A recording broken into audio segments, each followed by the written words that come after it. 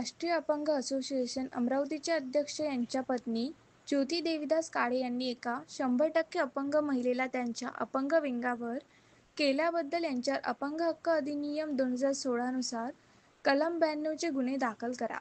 Amravati police आयुक्तांना निवेदनातून अपंग जनता सामाजिक संघटनेची मागणी. एका 100% अपंग महिला असून त्यांचा नवरा मरण पावल्यामुळे ते राष्ट्रीय अपंग असोसिएशन कोंडेश्वर रोड बडनेरा येथे 8/8/2025 रोजी राहण्याकरता गेली असता राष्ट्रीय अपंग असोसिएशनचे अध्यक्ष यांच्या पत्नी ज्योती देवीदास काळे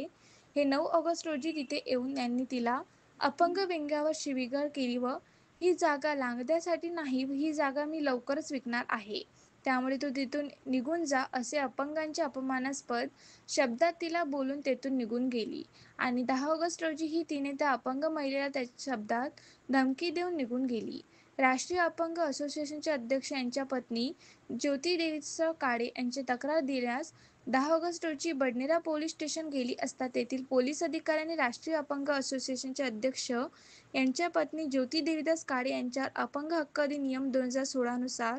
कलम 12 चे गुन्हे दाखल न करता फक्त BNS नुसार 351(2) व 352 चे गुन्हे दाखल केले. या मागणीला घेऊन आज 11 ऑगस्ट सोमवार रोजी दुपारी 3:30 वाजता अपंग जनता दल सामाजिक संघटनेच्या वतीने अमरावती पोलीस आयुक्तांना निवेदन देण्यात आले आहे.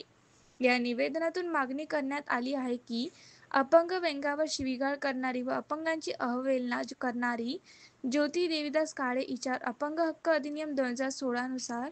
कलम 92 चे गुन्हे दाखल करण्यात यावे. अन्यथा अपंग जनता दल सामाजिक संघटना जिल्हा अमरावतीच्या वतीने स्वातंत्र्य दिन 15 ऑगस्ट रोजी आपल्या कार्यालयासमोर आमरण उपोषण करण्यात येईल व याची सर्वस्व जबाबदारी ही आपल्या प्रशासनाची राहील असं निवेदनातून म्हटलं आहे.